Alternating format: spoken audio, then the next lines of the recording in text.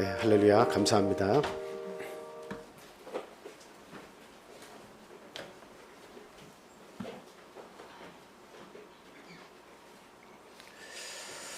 예수 그리스도 이름으로 하나님 말씀 전하겠습니다.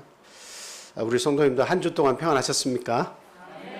네, 안식일을 기억해서 주님 앞에 나온 여러분들의 삶 위에 이제부터 영원토록 우리 하나님의 사랑과 예수 그리스도의 은혜와 성령의 교통하심이 영원히 함께 하시기를 예수님의 이름으로 축원을 드립니다. 오늘은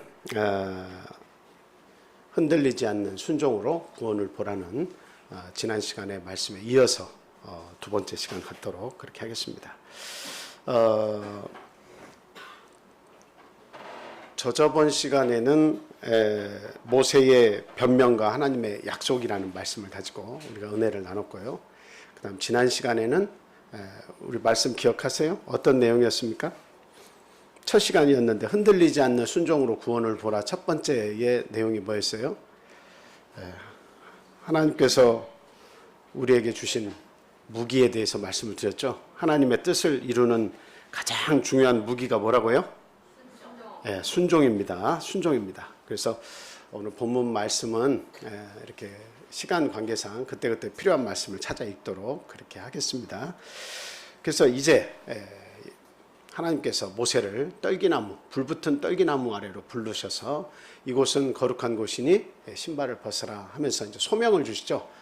그래서 이스라엘 백성을 이집트에서 구원해 내라고 하는 지상 명령을 주시는데 계속 모세가 뭐를 자꾸 달아요? 변명을 자꾸 달죠. 핑계를 자꾸 달죠. 그 핑계의 내용에 대해서 지난 시간에 공부했습니다. 어떤 핑계를 쭉 들었는가? 나에게 민족을 구원할 능력이 있다 없다? 없다. 나는 양치기에 불과해서 이제는 아무 힘이 없다. 민족을 내가 어떻게 구원하냐? 내가 누구간데 바로 앞에 가겠느냐? 내가 누구간데 백성을 구원하겠느냐? 그 다음에 또 어떤 변명을 댔냐면 백성에게 하나님을 어떻게 소개할지 나도 잘 모른다. 그럴 때 하나님께서 뭐라고 말씀하셨습니까? 당신에 대해 소개하라고. 어떻게? 나는 스스로 있는 자다. 이렇게 말을 해라. 이렇게 얘기했죠. 그래서 또 이어서 변명을 하는데 백성은 나를 믿지도 듣지도 않을 것이다. 내가 어떤 말을 가지고 가도 백성은 나를 신뢰하지 않을 것이다. 이렇게 변명을 했습니다. 그랬더니 하나님께서 그에게 특별한 이적 기사를 행할 수 있는 능력을 주셨습니다. 뭘 보여주셨어요? 지팡이를 던져서 뱀이 되게 하고 꼬리를 잡아서 다시 지팡이로 돌아오게 하고 또 손을 가슴속에 옷 가슴속에 넣었다가 빼면 문둥병이 발하고 다시 넣었다 빼면 원래의 손으로 휘어지게 그런 능력을 주셨습니다. 또 하나 덧붙여서 또 부족할까봐 또 서비스로 하나 더 주셨는데 그게 뭐죠? 그건 나중에 일이고 나일강 하수의 물을 떠다가 그것을 보여주면서 피로 변하게 하시는 그런 능력도 이렇게 보여주셨습니다. 이거 가지고 가면 바로도 네가 하나님으로부터 왔다는 것을 인정하게 될 거야. 걱정하지 말고 가. 이렇게 얘기했죠. 그랬더니 하다 못해 네 능력으로 가는 게 아니라 내가 너에게 능력을 줘서 너를 보내는 거니까 나를 믿고 가 그랬는데 하다 못해 이제 어떤 변명까지 합니까? 나는 입이 뻣뻣합니다. 말에 능하지 않습니다. 그랬더니 하나님께서 야, 그 입 만든 사람이 누군데 네가 나 앞에서 그렇게 까불대냐 라고 이야기하면서 결국에는 한 번 더 막 화를 내시면서 재촉을 하시죠. 순종하라는 거예요. 순종하라는 거예요. 그랬더니 마지막으로 모세가 단호하게 거절하면서 보낼 만한 자를 보내십시오 라고 이야기합니다. 여러분 어떤 일을 하려면 100가지 뭐가 생각이 날까요? 방법이 생각이 납니다. 근데 어떤 일을 하지 않으려고 마음을 먹으면 100가지 뭐가 생겨나는 거예요? 핑계가 생겨나는 겁니다. 100가지 변명이 생겨나는 거예요. 그러니까 모세는 지금 하나님의 명령을 따르고 싶다, 따르고 싶지 않다? 따르고 싶지 않다. 하나님의 그 말씀은 나와는 전혀 관계없고 나로부터 멀리 떨어진 이야기다. 과거 내가 애굽의 왕자로서 있을 때에는 그때는 해볼 만했다. 그런데 지금은 미디안 광야에서 겨우 양치기, 양 뒷공문이나 따라다니면서 건강을 체크하는 정도인데 어떻게 내가 바로 앞에 서며 그 제국의 왕 앞에서 그 민족을 내달라고 강력하게 말할 수 있겠는가? 아주 두려웠죠. 그래서 결국은 보낼 만한 자를 보내라고 하나님께 이렇게 거절을 했습니다. 변명을 댔어요. 그랬더니 모세를 향해서 노를 바라시면서 내 형 아론을 너에게 보내주겠다. 같이 가라 해서 드디어 갔죠.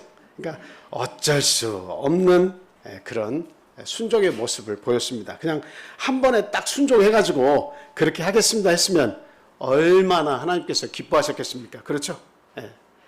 그래서 참 하나님 앞에서는 뭐만이 답이다라고 하는 겁니까?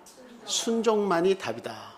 그래서 사무엘상에서 내용에서 보면 그 사무엘 선지자의 말씀 중에 뭐가 있습니까? 순종이 뭐보다 낫고 제사보다 낫고 듣는 것이 숫 양의 기름보다 더 낫다, 이런 말씀을 드렸습니다. 우리가 아무리 하나님 앞에 헌금도 열심히 하고 봉사도 열심히 하는 것처럼 내 의지대로 뭔가를 하는 것 같아도 결국 하나님과 교회의 명령에 순종하지 못한다면 그것은 자기의 자랑밖에 되지 않는 것이다 하는 겁니다. 그래서 하나님 앞에서, 교회 앞에서는 순종만이 답이다라는 말씀을 지난 시간에 드렸습니다. 자, 흔들리지 않는 순종으로 구원을 보라는 오늘 두 번째 시간에 그 핵심적인 말씀입니다. 순종에도 불구하고 찾아오는 뭐가 있다. 그게 뭘까요? 순종에도 불구하고 찾아오는 뭐가 있다. 고난. 정답입니다. 시련. 순종에도 불구하고 시련이 있다. 고난이 있다. 라고 하는 말씀입니다. 여러분, 교회는 왜 다녀요? 라고 우리 그 믿음의 초보 신자에게 이렇게 물어보면 초보 신자들은 다 똑같은 대답을 합니다. 뭐라고 답을 할까요? 복 받으려고. 복 받으려고 내가 믿기 시작해서 주님 앞에 나왔는데 나중에 믿어보니까 뭐가 찾아와요? 시련이 찾아와요. 고난이 찾아와요. 나는 복 받기를 원했고 이전의 상태보다 더 일신, 우일신, 더 나아지는 것을 바랬는데, 더 새로워지는 걸 바랬는데, 그런데 내가 예수 믿고 나서 친구도 잃고, 예수 믿고 나서 물질도 헌금하고 내가 차비 들고, 그리고 교회 여러 가지 일들에게 보탬이 되려고 열심히 봉사하고 헌신했는데 결국 잃는 것은 자꾸 나한테 새기는데, 시간도 내 열정도 다 투자를 해가지고 모든 것이 없어지는 것 같은데 복은 고사하고 나에게 자꾸 어려운 일만 자꾸 생긴다라고 하는 겁니다. 그런데 여러분, 무엇을 얻었어요? 우리가 하나님을 선택하고 교회를 선택한 그 결과 돈으로 살 수 없는 이미 구원을 얻었는데, 그 구원에 대해서는 하나님이 주신 그 구원, 나의 죄를 다 사해 주시고 온전히 나를 위해서 십자가에서 대신 그 생명을 내어주신 예수 그리스도의 은혜는 어디 가는지 없고, 그냥 물질적인 축복, 내가 살면서 이 땅에서 다른 보통 사람들이 다 성공한 인생을 살았다는 그 사람들이 추구하는 것을 내가 받았을 때, 아, 나도 교회 나갔더니 내가 축복받았구나, 이렇게 생각하는 것밖에 안 남는 거예요. 굉장히 잘못된 생각이죠. 근데 신앙의 경륜이 자꾸 쌓여서 어떠한 시련과 고난이 왔어 그 고난을 다 이겨내고 나서 하나님 앞에 순종하는 믿음을 가진 그러한 성도분들께 똑같은 질문을 하면 왜 신앙생활 합니까? 왜 교회 나옵니까? 했을 때 그들은 뭐라고 이야기할까요? 하나님의 은혜가 너무도 감사해서 내가 하나님을 버릴 수가 없습니다 라고 이야기를 하는 것입니다. 안디옥 교회 초대 그 교부였던 그 폴리캅이라고 하는 사람이 이제는 그 적들이 찾아와 가지고 그 예수를 부인하면 살려주고 예수를 인정을 하게 되면 화형에 처하겠다. 그래서 많은 사람들이 예수를 다 부인하고 떠나는데 그 폴리캅이라고 하는 교회를 지키는 교부는 당당히 이야기했습니다. 근데 일평생 내가 예수님을 믿었는데 예수님은 나를 한 번도 부인한 적이 없으신데 내가 어떻게 예수님을 부인할 수 있겠냐. 나는 부인하지 않겠다. 그래서 결국 화형에 처해 죽었습니다. 예수 그리스도는 사실 그런 분이에요. 우리에게 어떠한 고난이 찾아와도 우리의 주님을 부인하지 않고 굳게 내 믿음을 지키면 결국에는 그것이 진짜 승리예요. 그래서 여러분들이 잘 아시겠지만 그 로마의 나라가 있으면서 그 기독교 한때는 뭐 무조건 그 기독교를 국교로 인정도 해줬지만 그 앞부분에 있어서는 상당히 이 기독교 사람들을 핍박을 했죠. 기독교인들을 핍박을 했습니다. 박해라고 죽였어요. 근데 그 박해와 탄압이 누구에 대한 탄압인지 이 로마의 그 힘을 가지고 있던 황제와 정권을 쥐고 있던 사람들, 정치인들은 몰랐어요. 그 백성들을 막 콜로세움에서 죽이고 말이죠. 짐승들의 밥이 되게 하고, 검투사들의 그 죽음의 대상이 되게 하고 그렇게 했잖아요. 근데 누구에 대한 박해요, 누구에 대한 탄압인지 그 사람들이 정말 알았다면 그렇게 할 수 있었을까요? 누구에 대한 탄압이고 박해예요? 그 하나님을 믿는 백성들 한 사람 한 사람에 대한 박해와 탄압을 한 거예요? 아니면 누구에 대한 박해와 탄압을 한 거예요? 그 뒤에 계신 하나님께 대한 박해와 탄압을 한 것입니다. 그러니까 그 싸움이 하나님과의 진정한 싸움이었다는 것을 알았다면 칼과 창으로 싸워서 그들을 박해하고 탄압해서 그 싸움에 이길 수 있다고 누가 말할 수 있겠습니까? 절대로 그 싸움은 이길 수 있는 싸움이 아니에요. 그럼에도 불구하고 그 하나님을 잘 모르니까 그냥 하나님 믿는 백성들만 고통을 막 주는 거예요. 탄압을 하는 거예요. 그럼 결국에는 다 포기하고 떠날 줄 알고. 그런데 그 박해와 탄압은 하나님께 대한 박해와 탄압이었고 결국은 하나님께서 그들을 징벌하시고 그 나라를 이 땅에서 없어지게 하셨잖아요. 망하게 하셨잖아요. 애굽과 이 모세, 하나님께서 쓰시는 모세, 이 둘이 앞에 섰다 할지라도 싸움은 모세와 애굽 나라와의 싸움이 아닙니다. 누구와 누구의 싸움입니까? 하나님과 파라오, 하나님과 애굽이라고 하는 거대한 나라의 싸움이에요. 그런데 아무리 거대하더라도 그 나라를 정권을 유지하도록 인정하시고 힘을 주신 분은 하나님이시고 그 나라가 망하냐 망하지 않냐 흥망성쇠를 지고 계신 분도 누구세요? 하나님이십니다. 그러니까 하나님과 파라오의 싸움, 하나님과 대제국 애굽의 싸움이라 할지라도 결단코 이 싸움은 애초부터 누가 이긴 싸움입니까? 하나님께서 이기신 싸움입니다. 그래서 결국 모세를 보낸다 할지라도 모세가 그 모든 것을 이겨내는 것이 아니라 하나님의 말씀에 순종해서 전달만 하고 승리는 하나님께서 이미 거머쥐고 계신 거예요. 그 승리를 모세와 그 백성들에게 보여주시기 위함이었다라고 하는 것입니다. 그런데 모세가 불순종해서 어렵게 순종을 했습니다. 자, 본문 5장, 출애굽기 5장 1절에서 9절 말씀 한번 보겠습니다. 출애굽기 한번 읽어주세요.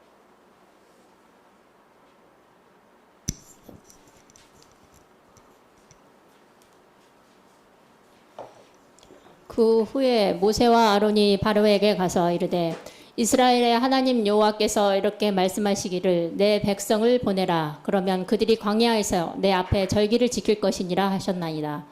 바로가 이르되 여호와가 누구이기에 내가 그의 목소리를 듣고 이스라엘을 보내겠느냐.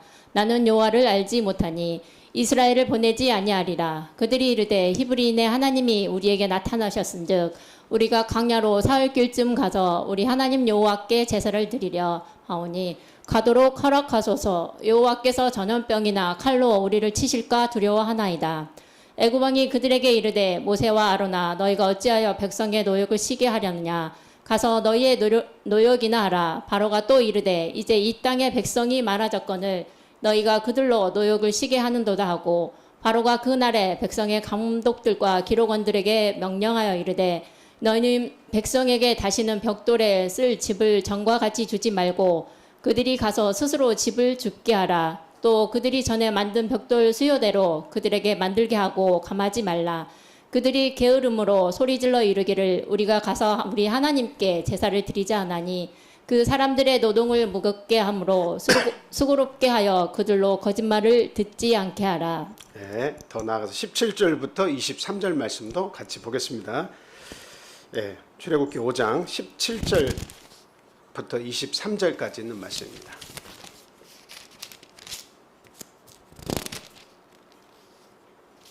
(17절부터 23절) 바로가 이르되 너희가 게으르다 그러므로 너희가 이르기를 우리가 가서 여호와께 제사를 드리자 하는도다. 이제 가서 일하라. 짚은 너희에게 주지 않을지라도 벽돌은 너희가 수량대로 바칠지니라. 기록하는 일을 맡은 이스라엘 자손들이 너희가 매일 만드는 벽돌을 조금도 감하지 못하리라 함을 듣고 화가 몸에 미친 줄 알고 그들이 바로를 떠나 나올 때에 모세와 아론이 길에 서 있는 것을 보고 그들에게 이르되 너희가 우리를 바로의 눈과 그의 신하의 눈에 미운 것이 되게 하고 그들의 손에 칼을 주어 우리를 죽이게 하는도다. 여호와는 너희를 살피시고 판단하시기를 원하노라. 모세가 여호와께 돌아와서 이르되 주여 어찌하여 이 백성이 학대를 당하게 하셨나이까? 어찌하여 나를 보내셨나이까? 내가 바로에게 들어가서 주의 이름으로 말한 후로부터 그가 이 백성을 더 학대하며 주께서도 주의 백성을 구원하지 아니하시나이다. 아멘. 이 말씀을 이렇게 보니까 어째서 나를 보내셨습니까? 이 백성으로 이렇게 학대를 받게 하시려면 이전보다 더 큰 고난을 지금 받고 있는데 왜 나를 보내셨습니까? 이게 참 억지로 순종해서 갔지만 결과적으로 자기가 원하는 해답이 나오지 않으니까 이 백성을 내어보내주지도 않고 오히려 노역을 하는 그들에게 더 큰 수고로움과 고통이 임하니까, 그리고 그들이 모세를 향해서 그냥 막말을 쏟아내니까 모세가 마음이 아파서 뭐라고 해요? 왜 나를 보내셨습니까? 왜 나를 보내셨습니까? 이들의 학대를 왜 멈추게 못하시고 더욱더 큰 학대를 받게 하나님께서 하십니까? 하면서 원망의 말을 쏟아냈습니다. 여러분, 이 말씀을 볼 때 모세는 지금 내가 하나님께 순종하고 갔지만 결과적으로 그 하나님의 뜻대로 모든 일이 잘 되고 있다고 봤습니까? 아니면은 뭔가 제대로 되지 않고 있다고 이렇게 생각을 했습니까? 후자죠. 지금 제대로 되고 있지 않다. 내가 순종했음에도 불구하고 이런 시련이 웬 말이냐, 이런 고난이 웬 말이냐, 지금 모세는 이렇게 생각하고 있습니다. 여기서 우리 믿는 자들의 의문이 이렇게 생깁니다. 초보 신자들의 의문은 딴 게 아니에요. 바로 이거예요. 내가 하나님 앞에 믿음 가지고 순종의 삶을 살면 결과적으로 복이 와야 되는데 왜 이런 더 큰 고난이 오느냐. 모세가 지금 경험한 것과 같이 왜 좋은 일이 벌어지지 않고 더 악한 일이 벌어지냐 하는 겁니다. 이전에는 이 히브리 민족들이 그 벽돌을 만들 때 뭐는 줬어요? 집은 줬어요. 지푸라기는 줬어요. 그래서 그것을 썰어 준 걸 가지고 그것을 벽돌을 만드는 데 썼는데 지금은 게으름을 피우고 있다. 모세와 아론이 찾아온 이후로 자꾸 이들을 일을 못하게 하고 일을 쉬게 하고 게으름 피우게 만드는구나 하면서 전과 같이 벽돌의 수요는 똑같이 만들되 지푸라기도 너희들이 구해. 절대로 지푸라기 구해서 주지 말라고 그렇게 이야기했습니다. 그랬더니 하루에 그 삶이 얼마나 더 고단했었습니까? 지푸라기 구하랴, 그거 잘라서 그 흙에 이겨가지고 벽돌을 구워내랴, 얼마나 많은 이런 번패로움이 생겼습니까? 그러니까 하나님에 대한 원망, 그리고 하나님께서 보내셨다고 하는 모세에 대한 원망, 그것이 하늘을 찔렀다라고 하는 겁니다. 여러분에게 다시 말씀을 묻자면 순종에는 뭐가 따른다? 반드시 고난이 따른다라고 하는 겁니다. 우리가 잘 아는 구절 하나가 있는데요. 예수님께서 아무든지 나를 따라오려거든. 그 다음 뭐예요? 그 앞에 자기를 부인하고 그 다음에 자기 십자가를 지고 나를 좇을 것이니라. 나를 따르라고 그렇게 말씀하셨어요. 첫째는 자기를 부인해야 돼요. 자기를 부인한다는 것은 얼마나 힘든 일입니까? 내가 더 쉬고 싶고 더 자고 싶고 더 놀고 싶은데 그것을 부인해야 돼요. 부인해야 하나님을 믿을 수 있어요. 하나님 앞에 한 시간이라도 더 나와서 하나님의 말씀 들을 수 있어요. 자기를 부인하지 않는 삶은 하나님의 복을 받을 길이 없어요. 그래서 하나님은 내 제자가 되려면 첫째는 자기를 부인해라 라고 이야기하고 있습니다. 내가 하고 싶은 것들, 내 경험들, 내가 가진 지식들, 이거 부인하지 않으면 자기 자랑거리만 늘어놓고 자기 힘만 자랑하는, 자기 능력으로 무엇인가 하려고 하는 그런 사람밖에 되지 않는다라고 하는 겁니다. 그래서 첫째는 하나님 제자가 되려면 자기를 부인할 줄 알아야 된다. 그 다음에 너에게 따라오는, 순종을 했는데 믿음을 가졌는데도 끊임없이 나를 따라오는 그 그림자가 있다. 그것이 자기 십자가다. 그 십자가를 벗어놓고 주님을 따르라는 거예요? 아니면 그것을 지고 따르라는 거예요? 지고 따르라는 거예요. 여러분이 지금까지 살면서 나에게 주신 하나님의 십자가가 있습니다. 내가 하나님을 믿기 전에도 하나님께서 나에게 삶의 고통과 시련을 나에게 주신 일들이 많이 기억이 나실 겁니다. 근데 내가 예수를 믿기 작정한 후부터 그 십자가라고 하는 그 모든 내 과거의 그 모든 짐들을 내가 그냥 애써 다 떨쳐버리고 홀가분하게 믿음 생활했으면 좋겠는데 그렇게 믿음 생활하려고 해보니까 이거 웬 혹에 혹을 옥상에 옥을 또 붙이는 것처럼 더 많은 시련들이 찾아와. 그래서 하나님을 버리고 떠나가는 많은 사람들이 있습니다. 그런데 우리 예수님은 말씀하십니다. 너를 부인하는 연습을 해라. 또 부인하고 또 부인해라. 그리고 자기 십자가를 지고 나를 좇으라. 이렇게 이야기하고 있습니다. 자기 십자가를 지고 따르는 것이 이게 기독교의 원리입니다. 자기 십자가를 질 수 있어야 돼요. 결국에는 내가 진 십자가 때문에 그 구원의 강을 건널 수가 있게 되는 겁니다. 십자가가 없으면 구원의 강을 건너기가 어렵다라고 하는 겁니다. 누가복음 8장 22절에서 25절 말씀 보겠습니다. 누가복음 8장 22절에서 25절 말씀 한번 읽어주세요. 하루는 제자들과 함께 배에 오르사 그들에게 이르시되 호수 저편으로 건너가자 하시매 이에 떠나 행선할 때 예수께서 잠이 드셨더니 마침 강풍이 호수로 내리침에 배에 물이 가득하게 되어 이태한지라. 제자들이 나와 깨어 이르되 주여 주여 우리가 죽겠나이다 한데 예수께서 잠을 깨사 바람과 물결을 꾸짖으시니 이에 그쳐 잔잔하여지더라. 제자들에게 이르시되 너희 믿음이 어디 있느냐 하시니 그들이 두려워하고 놀랍게 여겨 서로 말하되 그가 누구이기에 바람과 물을 명하며 순종하는가 하더라. 아멘. 이 말씀은 잘 아시는 말씀입니다. 예수님과 제자들이 함께 배에 타고 있었는데 갑자기 광풍이 불죠. 갈릴리 호수 위에 광풍이 불어서 결국에는 그 파도가 이렇게 일어가지고 배에 물이 차고 결국에는 이게 잠겨서 우리 모두가 물에 수장되어 죽게 됐구나. 제자들은 그렇게 생각을 한 거죠. 그래서 주무시는 예수님께 달려가서 우리를 구원해 달라고 요청을 할 때 예수님께서 바람과 바다를 꾸짖으시면서 그 제자들에게 뭐라고 말씀하셨어요? 너희 믿음이 어디 있냐? 너희 믿음이 어디 있냐? 이렇게 이야기하시면서 꾸짖으신 내용입니다. 그래. 자, 그분이 누구에게 바람과 물도 순종하는가? 근데 자신들은 예수 그리스도가 하나님의 아들이요. 하나님의 아들이요. 그 구원의 주라고 하는 것을 여러 차례 목도했습니다. 예수님의 능력을 다 보고 그분이 어떤 분이신지를 알아가고 있는 중이에요. 근데 예수를 믿고 쫓기로 했는데 이와 같은 어려운 일이 딱 일어났다는 거죠. 우리가 이것을 알 수 있는 건 뭐냐면 예수와 함께 하는데도 불구하고 그것에는 광풍이 불더라라고 하는 거예요. 예수님과 함께한 그곳에도 물이 차 들어오더라. 죽음의 위협이 차고 넘치더라라고 하는 거예요. 우리가 예수를 믿으면 죽음의 위협이 달아나고 예수를 믿으면 모든 것이 어때요? 다 복으로 화할 줄 알고 그렇게 생각을 하지만 그러나 막상 현실 속에서 내가 예수를 믿기로 작정하면 저런 폭풍도 만날 것이고 환난도 만날 것이고 시련도 겪게 되는 것입니다. 그때마다 예수님이 요구하시는 내용은 뭐예요? 변함없이 끊임없이 요구하시는 내용이 있어요. 뭐예요? 너희 믿음이 어딨냐? 그걸 찾으시는 거예요. 시련 속에서 계속 믿음을 요구하시는 거예요. 그래서 시련과 믿음의 관계를 말씀을 해주신 거예요. 그러면 제자들은 두 번째 시련, 세 번째 시련, 네 번째 시련, 그 시련을 예수를 쫓고 있는데도 계속 만날 때마다 이제는 내성이 생겨가지고 그 시련이 만나면 그 시련을 부딪히려고 하는 힘이 생기는 겁니다. 뭘 항상 생각하겠어요? 시련을 만날 때마다 예수님의 음성이 떠오르는 거예요. 너 믿음이 어디 있느냐? 시련이 찾아오면 네 믿음이 어디 있느냐? 이것을 계속 물으시는 예수님의 음성이 남아있는 거예요. 그래서 결국 시련은 무엇을 만드는 거예요? 인내를 만들고 인내는 결국 아주 깨끗한 믿음을 만들어내는 것이다 라고 하는 겁니다.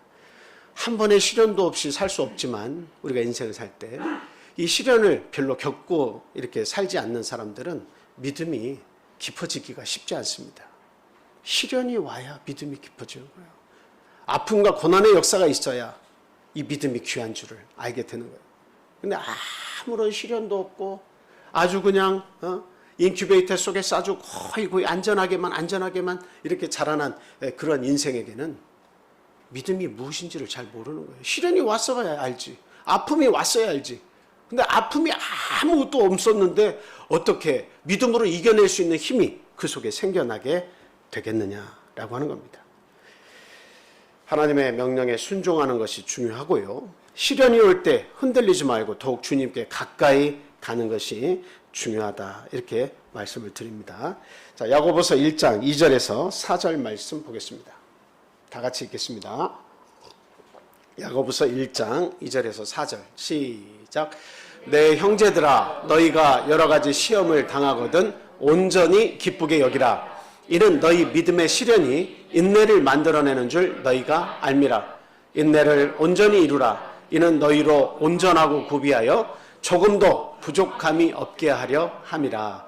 아멘. 너희가 여러 가지, 한두 가지가 아니고 여러 가지 시험을 당하거든 어떻게 여기라? 어떻게 여기라고요? 온전히 기쁘게 여기라. 그냥 기쁘게 여기는 것도 아니고 어떻게? 아주 그냥 기꺼이 기쁘게 여기라는 거예요. 기꺼이 기쁘게 여기라. 그럼 너희 믿음의 시련이, 내가 믿음을 가졌기 때문에 오는 이 시련이 참고 인내할 수 있는 힘을 너에게 가져다 줄 것이다. 그리고 그 인내를 계속 가지고 견디고 싸움에서 견디고 또 견디면 결과적으로는 우리의 믿음이 온전하게 되어서 조금도 부족함이 없게 된다라고 이야기를 하고 있습니다. 하나님은 그 순도, 아주 순수한 그 온전한 그 순종의 믿음, 그것을 하나님께서 주시고자 하는 것이다라고 합니다. 하는 것입니다. 결국에는 그런 사람도 구원 못 받을 이유가 없겠죠. 온전한 순종을 하는데요. 이것이 흔들리지 않는 순종으로 구원을 보라는 두 번째 내용의 이야기였습니다. 세 번째로는 순종은 생각 이상의 축복을 가져다 준다라고 하는 거예요. 순종은 생각 이상의 축복을 가져다 준다. 욥의 이야기를 여러분 잘 알고 있죠? 욥이 하나님 앞에 얼마나 참 순종을 했습니까? 동방의 의인이고 그런 부자가 없었지만 그는 하나님 앞에 겸손했고 의를 행하려고 애를 썼습니다. 한치의 어떤 잘못됨도 하나님께 보여서는 안 된다고 생각하고 그 자녀들이 범죄하지 않도록 하나님 앞에 항상 제사를 드린 인물입니다. 하나님께서 너무나 사랑하셨어요. 그런데 마귀가 와가지고 이 사단이 요구를 하죠. 하나님께서 다 복을 주시니까 저렇게 순종하는 거지. 하나님께서 그 주신 거 다 뺏어가 봐요. 어떻게 되나 한번 보게요. 그때 하나님께서는 그 생명에만 손을 대지 말라고 말씀하셨습니다. 모든 것을 허락하셨어요. 그랬더니 한 번에 10 자식을 다 잃게 되고 그리고 자신이 가지고 있던 부귀와 영화를 싹 다 뺏어갔죠. 강도들을 보내가지고. 그리고 그 집은 다 불에 타고 다 허물어져 버렸습니다. 그리고 정수리부터 발끝까지 헌대가 나서 그 떨어진 벽돌 조각을 가지고 그 간지러운 부분을 긁고 앉아 있어요. 동방의 의인이면서 동방에서 그런 부자가 없었는데 친구들이 찾아와서 다 이야기합니다. 네가 하나님 앞에 범죄하였도다. 그러지 않고서 어떻게 네가 하나님 앞에 이런 저주를 받을 수 있겠느냐라고 이야기했습니다. 나는 하나님 앞에 바르게 살았다고 이야기했습니다. 끊임없이 하나님에 대해서 나는 최선을 다했다고 이야기했습니다. 그런데 나중에 하나님께서 요셉에 대해서 이야기하죠. 네가 왜 의인이냐 이놈아. 그 말은 아주 막 욥이 싫어서 욥에게 고통을 주고자 짜증을 내시는 하나님이 아니시라. 네가 왜 의인이야? 네 스스로 왜 의인인 척해? 의인 아니야. 욥은 그걸 깨달았습니다. 주신 자도 여호와시오 취하신 자도 여호와시니 주님께서 다 주님 뜻대로 하시는데 내가 뭐라고 말씀드릴 수 있겠습니까? 과거에는 내가 멀리서 하나님을 봤는데 이제는 바로 앞에서 하나님을 보는 것 같습니다. 정말 하나님 감사합니다. 내가 올 때 빈손으로 왔고 벌거숭이로 왔는데 내가 이 모든 것을 다 누릴 수 있었는데 하나님이 가져가셨다 한들 제가 무엇이라 변명할 수 있겠습니까? 그 요셉이 그 순종함을 통해서 그냥 성경은 끝났다고 이야기합니까? 아니면 이전의 영광보다 더 큰 영광을 받았다고 이야기합니까? 가족들, 부인들, 더 좋은 그 형편을 하나님께서 욥에게 허락하여 주셨습니다. 결국 순종은 믿음을 만들어내고 하나님의 축복을 다시 줍니다. 믿음을 만들어주고 축복을 다시 준다 이 말이에요. 없었던 믿음이 좀 더 새로워지고 강한 믿음으로 거듭나고 거기에 하나님 내가 생각한 이상의 축복이 반드시 따라오게 돼 있다라고 하는 거예요. 그래서 출애굽기 6장 1절에 보니까 모세에게 주신 하나님의 축복이 있습니다. 어떤 축복이에요? 한번 다 같이 읽겠습니다. 시작. 여호와께서 모세에게 이르시되 이제 내가 바로에게 하는 말을 내가 보리라. 강한 손으로 말미암아 바로가 그들을 보내리라. 강한 손으로 말미암아 바로가 그들을 그의 땅에서 쫓아내리라. 그냥 어여 가거라 하고 그 200만에서 400만 가까운 그 많은 히브리 민족을 어떻게 다 쫓아낼 것이다. 어서 가라. 하나님의 강한 손으로 그들을 치시니까 바로가 쩔쩔쩔 매면서 다 보내줄 것이다. 바로가 그들을 보내리라. 이것이 모세에게 주신 하나님의 축복입니다. 말할 수 없는 축복이죠. 그래서 모세는 순간순간 하나님께서 함께 하시는데도 더 나아지는 것을 보지 못하고 끊임없이 파라오, 이 애굽의 왕이 이 백성들 놓아주기는커녕 더 압제를 가하고 고통을 주는 것을 반복을 할 때마다 이제는 하나님의 말씀을 의지해서 흔들림 없는 순종을 가지고 그 백성이 바로의 손에서 놓아질 때까지 지속적으로 그 구원을 향해서 앞으로 나아가죠. 여러분, 모세의 흔들림 없는 이 순종을 통해서 우리가 깨달아야 될 것이 있습니다. 평범한 지팡이지만 순종을 하면 그 지팡이가 어떻게 될 수 있다는 거예요? 뱀도 될 수 있어요. 뱀이 된다는 것은 뭐 특별히 뭐 뱀은 사단을 상징하니까 뭐 그것이 됐다 안 됐다 뭐 그런 식으로 이해하면 안 되시고, 그 지팡이가 뱀도 됐다가 꼬리를 잡아서 지팡이로 다시 돌아왔다. 이건 뭘 얘기하는 거예요? 그 뱀이 된다는 건 하나님의 능력이 나타난다는 이야기입니다. 하나님의 능력이 나타난다는 이야기예요. 평범한 지팡이도 믿음을 가지고 순종하는 자의 손에 그 지팡이가 붙잡히면 홍해를 가리킬 때 홍해가 어떻게 된다는 거예요? 평범한 지팡이지만 갈라진다 이 말이에요.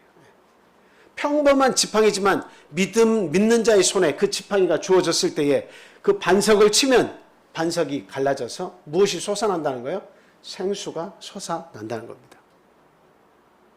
오늘날 이 믿음의 지팡이는 뭘까요? 모세가 지녔던 지팡이는 우리에게 무엇을 가르쳐 주는 거예요? 상징적 의미가 있습니다. 이거는 하나님의 말씀의 지팡이입니다. 우리 믿는 자의 손에 하나님의 말씀, 그 말씀이 지팡이처럼 딱 붙잡힌 바 되면 어떠한 홍해와 같은 큰 어려운 문제가 내 앞에 닥친다 할지라도 그 말씀으로 가를 수 있다 없다? 가를 수 있다라고 하는 거예요. 그래서 저와 여러분은 이미 모세가 지닌 그 지팡이가 우리에게 있다라고 하는 것을 믿고 사시기 바라요. 그 순종을 통해서, 하나님 말씀의 순종을 통해서 그 지팡이 집으면 안 되는 일이 없다 이 말입니다. 그래서 이 말씀의 지팡이를 가지고 문제를 항상 두들겨 때릴 수 있는 그 성숙한 믿음이 저와 여러분 속에 있기를 간절히 축원합니다. 자, 그래서 성경 속에서 저도 찾아봤어요. 성경 속에서 평범함이 일으킨 기적들이 무엇들이 있을까? 여러분 한번 생각해 보세요. 평범한 것이 일으킨 기적들, 성경에는 굉장히 많죠.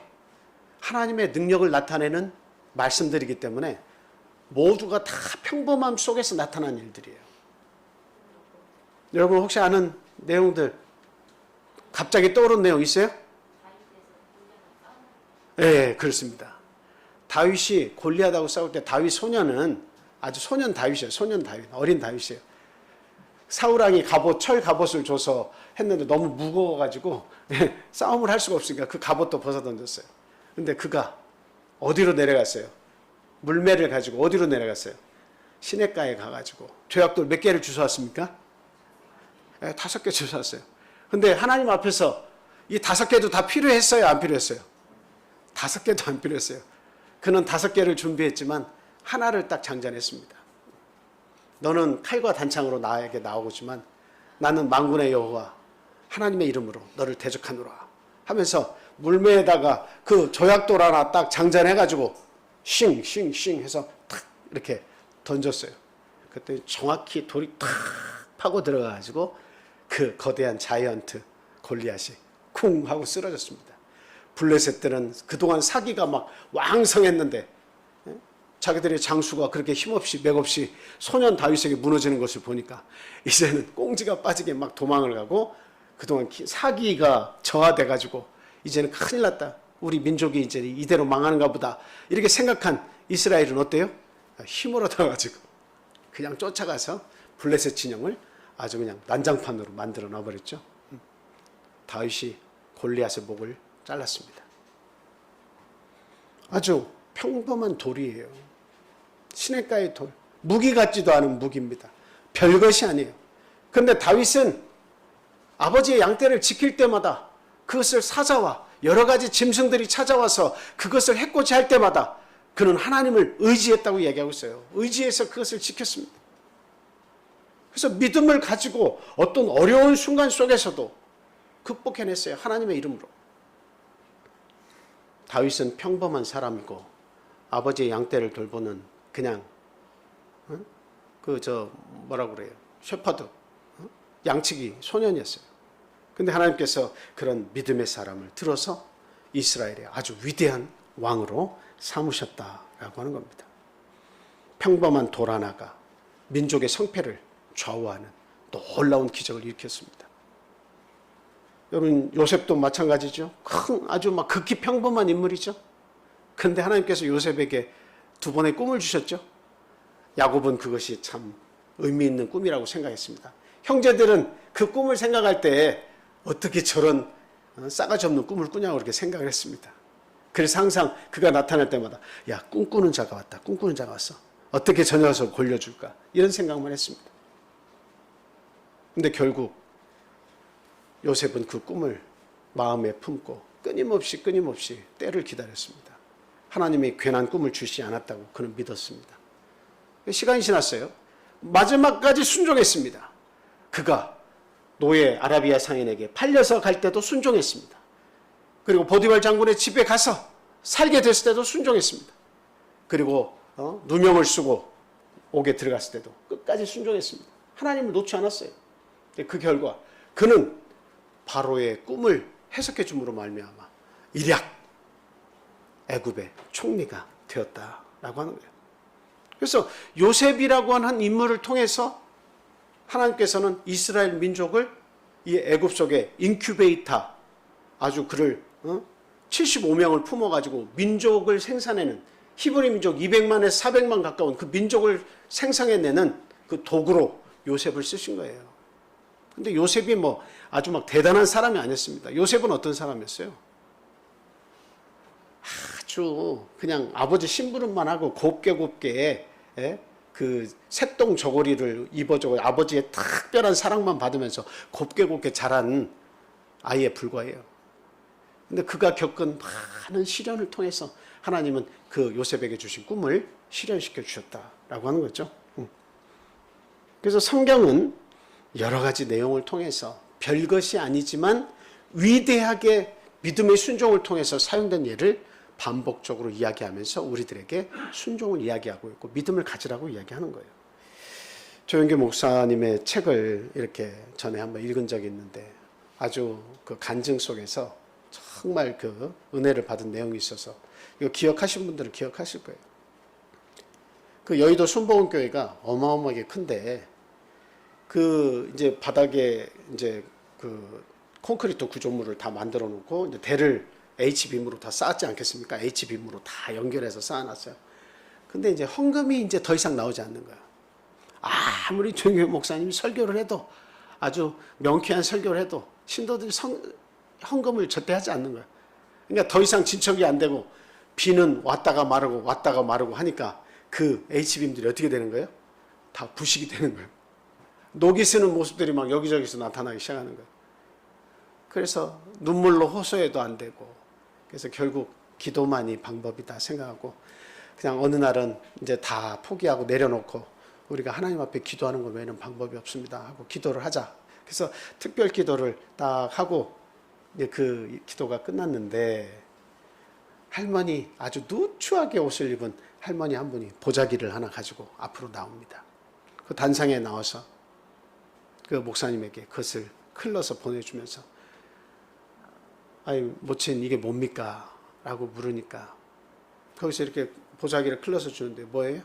자기가 먹는 밥그릇, 국그릇하고 수저 한 벌이 딱 나오는 거예요. 아주 그냥 누추하게 생긴 밥그릇, 국그릇, 수저 한 벌입니다. 그러면서 얘기합니다. 목사님, 하나님께서는 제 수저와 밥그릇도 받으십니까? 하나님께 바쳐야 된다고 계속 이야기하니까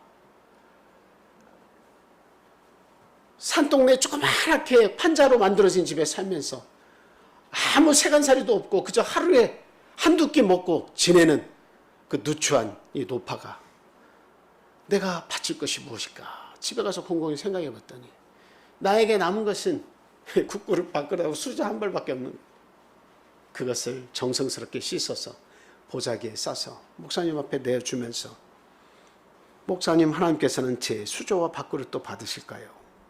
이게 제가 드릴 수 있는 전부입니다 하고 평범하다 못해 너무도 쓸모없는 그 수저와 밥그릇을 드렸어요. 여러분, 하나님께서는 그거 받으실까요? 하나님이 뭐 가난하시거나 뭐 부족한 것이 없으신데 그런 거 받으세요, 안 받으세요? 안 받으실 것 같죠? 하나님은 받으셨습니다. 그리고 나서 거대한 회개의 물결이 만들어졌어요. 이기주의로 살려고 했고 내가 덜 손해를 보고 내가 이 정도만 했어도 나는 최선을 다했다고 생각한 많은 사람들이 거기서 통곡하고 울면서 그 할머니 한 분이 바친 밥그릇, 국그릇과 수저 한 벌을 생각하면서 회개를 다 했습니다. 그리고 나서 이기적인 삶을 다 내어놓고 하나님 앞에 더욱더 크게 헌신하기로 작정을 하고 건축을 위해서 힘을 쓰겠다고 결단을 했습니다. 그리고 나서 저렇게 큰 교회가 완성이 된 거예요. 모두가 다 눈물바다가 됐어요. 극히 평범한 작은 수저와 밥그릇이 믿음과 순종의 사람에게 주어지면 이런 기적이 일어날 수 있다고 하는 겁니다. 결국 하나님이 보시는 것은 그것이 수저냐, 그것이 칼이냐, 그것이 위협을 할 수 있는 재물의 큰 능력이냐, 이걸 보시는 게 아니라 뭘 보신다고요? 순종을 보시는 거예요. 순종할 수 있냐 없냐? 네가 믿음의 순종을 할 수 있냐 없냐? 네가 자랑할 거 아무것도 없다. 네가 가진 게 도대체 뭐냐? 나는 우주를 가지고 있는데 너 도대체 뭘 가지고 있다고 그렇게 큰 소리치고 내 앞에서 순종할 줄 모르냐? 네 지식이 얼마나 광활하면 네가 가진 것이 전부라고 생각하고 그렇게 살고 있냐? 여러분, 오늘날 우리에게 주어진 시간들이 있습니다. 땀 흘려 모은 물질들이 있습니다. 나에게 주어진 달란트도 있습니다. 나의 건강도 있습니다. 극히 모두가 지니고 싶어하고 지니고 있는 평범한 것들이에요. 그러나 하나님을 위해서 쓰기로 여러분들이 순종하고 작정해 보세요. 놀라운 기적들이 여러분의 삶 속에서 일어날 줄 믿습니다. 단지 나만을 위해서 사용할 땐 그게 욕심의 도구로 또는 죄악의 도구로 변질될 위험이 큽니다. 나에게 주어진 일상의 시간, 일상의 물질, 일상의 달란트라 할지라도 하나님께 순종하는 믿음이 더해지면 그 시간과 물질과 달란트를 통해서 어떠한 문제가 되는 홍해바다도 반드시 갈라질 수 있음을 믿으시기 바랍니다. 야고보서 1장 5절에서 8절 말씀입니다. 다 같이 읽겠습니다. 자, 시작. 너희 중에 누구든지 지혜가 부족하거든 모든 사람에게 후히 주시고 꾸짖지 아니하시는 하나님께 구하라. 그리하면 주시리라. 오직 믿음으로 구하고 조금도 의심하지 말라. 의심하는 자는 마치 바람에 밀려 요동하는 바닷물결 같으니 이런 사람은 무엇이든지 죽게 얻기를 생각하지 말라. 아멘. 결국 지극히 평범한 모세의 순종이 대제국인 이집트의 파라오 손에서 하나님의 백성 히브리 민족을 구원해냈습니다. 그래서 출애굽기 6장 1절의 말씀과 같이 바로가 그들을 보내리라. 생각지 않은 어때요? 그 순종을 통해서 막 불평도 되고 그냥 고통을 호소했지만 어때요? 그 순종함을 통해서 마지막까지 포기하지 않는 순종을 통해서 결국 이 히브리 민족을 구원해내게 됐다. 나중에 되면 이제 그 말씀이 이제 나옵니다. 자, 우리가 신앙생활을 하면서 자주 느끼는 것은 순종보다 더 강력한 축복은 없다는 겁니다. 어떠한 시련이 찾아와도 순종하는 믿음에 흔들림이 있어서는 결코 안 되겠다 하는 말씀을 드립니다. 이렇게 짧게 살다가는 우리의 인생 속에서 하나님의 도구가 될 수 있는 그런 기회를 꼭 붙잡으시기를 간절히 소원합니다. 자, 우리 다 함께 묵도 드리겠습니다.